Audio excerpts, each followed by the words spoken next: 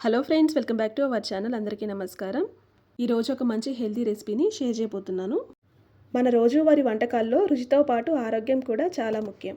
అందుకే ఈరోజు నేను ఒక ఆరోగ్యకరమైన టేస్టీ వంటకాన్ని షేర్ చేయబోతున్నాను.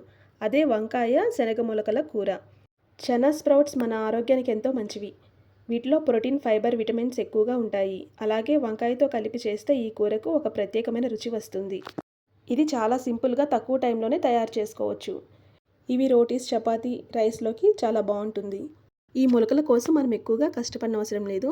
ఈ శనగలను వాష్ చేసుకొని 6 అవర్స్ నానబెట్టి తర్వాత వాటర్ అంతా తీసేసి ఫ్రిడ్జ్లో స్టోర్ చేసుకుంటే చాలు. ఒక బౌల్లో 2 డేస్ కల్లా మొలకలు వస్తాయి. 1 వీక్ వరకు మనం ఏ కర్రీలోకైనా యూజ్ చేసుకోవచ్చు. ఇప్పుడు కర్రీ కోసం నేను ఇక్కడ పొడవు వంకాయలను తీసుకున్నాను. వీటి తొడాలు తీసేసి 2-3 టైమ్స్ బాగా వాష్ చేసుకొని ముక్కలుగా కట్ చేసుకొని సాల్ట్ వాటర్లో వేసి పక్కన ఉంచుకోండి. ఇప్పుడు ఒక ప్యాన్ పెట్టుకొని 2 టేబుల్ స్పూన్స్ వరకు ఆయిల్ వేసుకొని 1 టేబుల్ స్పూన్ తిరుమత గింజలు వేసుకొని కలుపుకోండి.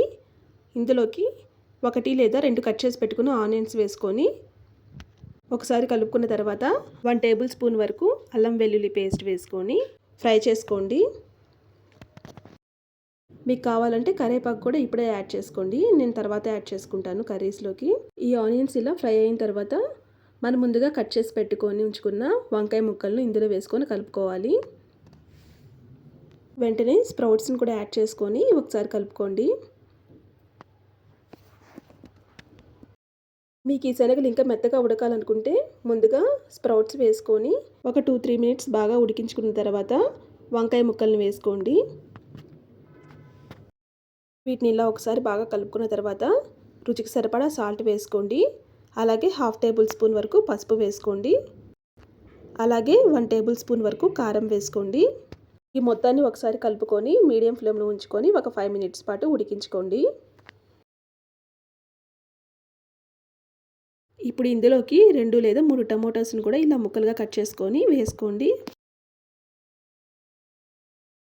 ఇవి ఒకసారి కలుపుకొని 2 నిమిషాలు ఉడికించుకున్న తర్వాత ఇందులోకి కొన్ని వాటర్ కూడా యాడ్ చేసుకోండి.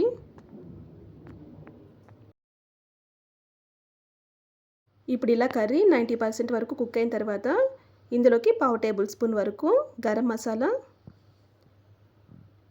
1 టేబుల్ స్పూన్ వరకు ధనియాల పౌడర్, 2 టేబుల్ స్పూన్స్ వరకు కోకోనట్ పౌడర్ని కూడా యాడ్ చేసుకోండి. ఈ కర్రీలోకి ఈ కొబ్బరి పౌడర్ వేసుకుంటే మంచి టేస్ట్ వస్తుంది. ఇప్పుడు ఇవన్నీ బాగా కలుపుకున్న తర్వాత ఫైనల్గా కరివేపాకు, కొత్తిమీరను యాడ్ చేసుకొని స్టవ్ ఆఫ్ చేసుకోవాలి. మీకు కరివేపాకు తిరుమాతలో యాడ్ చేసే అలవాటు ఉంటే అక్కడే వేసుకోండి.